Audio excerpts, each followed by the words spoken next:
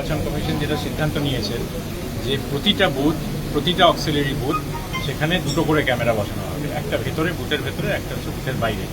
বুথের বাইরে যে ক্যামেরা থাকবে সেটা যে লাইন আছে সেই লাইনটা দেখবে কীরকম কোনো অসুবিধা হচ্ছে কিনা, কোনো রকম গণ্ডগোল হচ্ছে কিনা ইত্যাদি, তার উপর নজর দেওয়া হবে।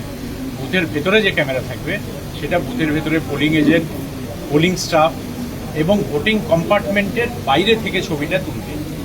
কোনো রকমভাবে ইভিএমের কোনো ছবি ওঠার কোনো সম্ভাবনাই নেই, এমনভাবে ক্যামেরা সেটিং করা হচ্ছে।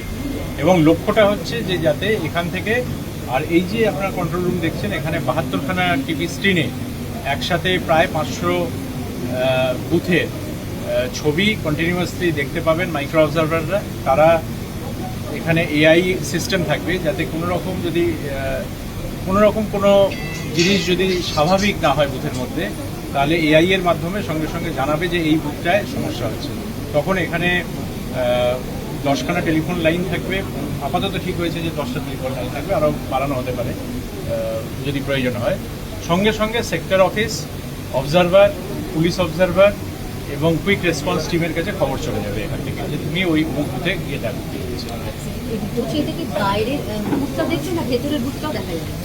বাইরের প্রতিটা স্ক্রিনে আপনারা দেখছেন দুটো করে ক্যামেরা, তো ভেতরের ক্যামেরা বাইরের ক্যামেরা একসাথে দেখা যাবে। স্যার, এর আগে আমরা দেখেছি ইভেন শহর কলকাতায় এরকম গাড়ি দেখেছি যাদের মাথায় একটা ক্যামেরা বসানো হয়েছে। তো একটা অভিযোগ উঠে আসছে, রাজনৈতিক দলের পক্ষ থেকে বলা হচ্ছে শুধুমাত্র তাদের উপরে নজরদারি করার জন্য করা হচ্ছে। এই পক্ষপাত দুষ্টমূলক আচরণ নিয়ে কি বলবো?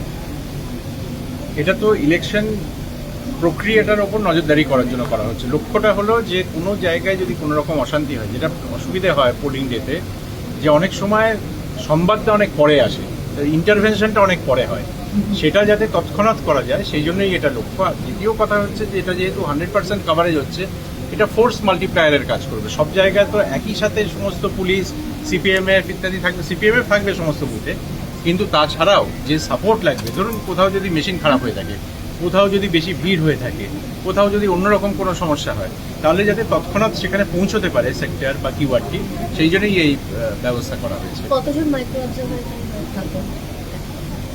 এই সেন্ট্রাল কন্ট্রোল রুমে ধরুন 72টা যে স্ক্রিন থাকবে, 72 প্লাস 18টা স্ক্রিন থাকবে শুধু এফএসটি এবং এসএসটির জন্য, স্ট্যাটিক সার্ভেলেন্স টিম এবং যেটা মুভিং যে সার্ভেলেন্স টিম, সেটা মানে ফ্লাইং সার্ভেলেন্স টিম, তো সেটার জন্য 18টা স্ক্রিন থাকবে।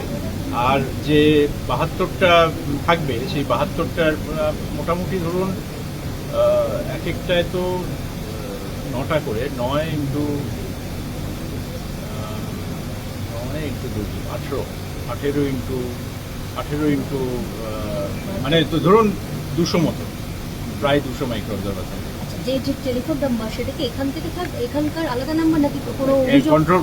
হ্যাঁ, অভিযোগের জন্য স্পেসিফিক 10টা টেলিফোন নাম্বার থাকবে শুধু অভিযোগের জন্য। সেটা পরে জানানো, হ্যাঁ সেটা জানানো হবে। আমরা লাইনটা অ্যাপ্লাই করেছি আজকে। এন্টার স্টেট কানেক্টেড হবে, টোল ফ্রি নাম্বার হবে, টোল ফ্রিতে যে কেউ অভিযোগ জানাতে পারেন। অভিযোগ জানালে আরেকটা সুবিধা হচ্ছে, যেহেতু অভিযোগটা একই জায়গায় নেওয়া হবে, সঙ্গে সঙ্গে সেই কোন পোলিং বুথ সংক্রান্ত হচ্ছে সেটা সঙ্গে সঙ্গে এখানে স্ক্রিনে দেখে নেওয়া যাবে যে অভিযোগ যেটা হচ্ছে সেটা সত্যি অভিযোগ কিনা, সঠিক কিনা। কত বুথ? 80,000 something auxiliary plus 85,000।